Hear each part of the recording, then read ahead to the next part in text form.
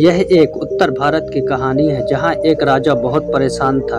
उसके बेटे के व्यवहार के कारण उसका लड़का युवक होने वाला था, लेकिन उसके व्यवहार में बिल्कुल शालीनता नहीं थी। वह नौकरों से गाली गलौज करता था, किसी से भी अच्छे से व्यवहार नहीं करता था, किसी के एहसान की कीमत नहीं समझता था, यहाँ तक कि मंत्री लोगों का अपमान करता था। राजा ने उसे बहुत समझाया लेकिन वो नहीं माना। बाद में राजा परेशान रहने लगा। राजा को डर था कि उसके लड़के का आचरण न केवल उसके व्यक्तित्व को खराब करेगा, लेकिन राजा बनने के बाद लोग उसे गद्दी से उतार फेंकेंगे। प्रवचन करते करते भगवान बुद्ध एक बार एक शहर में रुके हुए थे। तब एक मंत्री ने राजा से कहा, भगवान बुद्ध पास शहर में रुके हुए हैं, अगर भगवान बुद्ध राजी हुए तो शायद युवराज का आचरण सुधर सकता है। तब राजा ने अनुमति देकर मंत्री ने भगवान बुद्ध को राजमहल बुलाया। भगवान बुद्ध का प्रभावी व्यक्तित्व और सुंदर आचरण से युवराज शांत हुआ।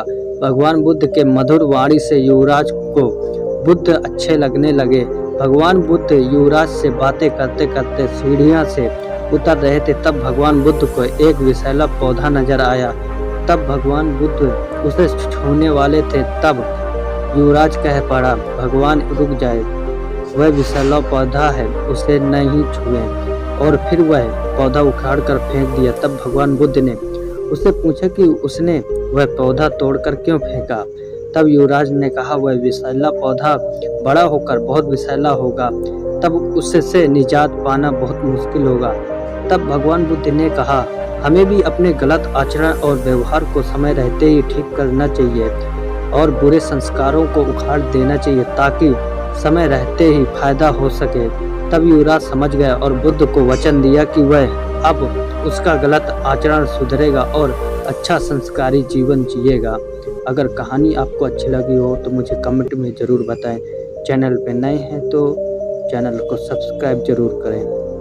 यह कहानी उत्तर भारत की है जहां एक सुंदर और अच्छे व्यक्तिमत्व वाला युवराज था जो हमेशा बहुत सज धज के रहता था। उससे बहुत सारी लड़कियां आकर्षित होती थी। जब उसे शादी करने को कहा तब उसने एक राजकुमारी को बहुत पसंद आई, जिससे उसने शादी की। उन दिनों एक मर्द अनेक विवाह कर सकते थे, लेकिन उस युवराज को अपनी पत्नी से अधिक प्रेम था, इसलिए उसने और शादी नहीं की। कुछ साल गुजरने के बाद एक दिन वह राजा बन गया। एक दिन वह अपने महल के सामने वाले रास्ते से गुजर रहा था। तब उसने पेड़ के नीचे बैठे भिखारी से मुलाकात हुई। तब राजा ने अपने मंत्री से कहा, यह भिखारी कितना गंदा है, पता नहीं कितने दिन से नहीं नहाया है। तब भिखारी ने कहा, क्या बात कर रहे हो मालिक, मुझसे एक रानी बहुत प्यार करती है और हर दोपहर मेरे लिए खाना लेकर आती है। तब राजा को यकीन नहीं हुआ। दूसरे दिन राजा छुप कर देख रहा था कि कहीं भिखारी तो सच तो नहीं कह रहा है।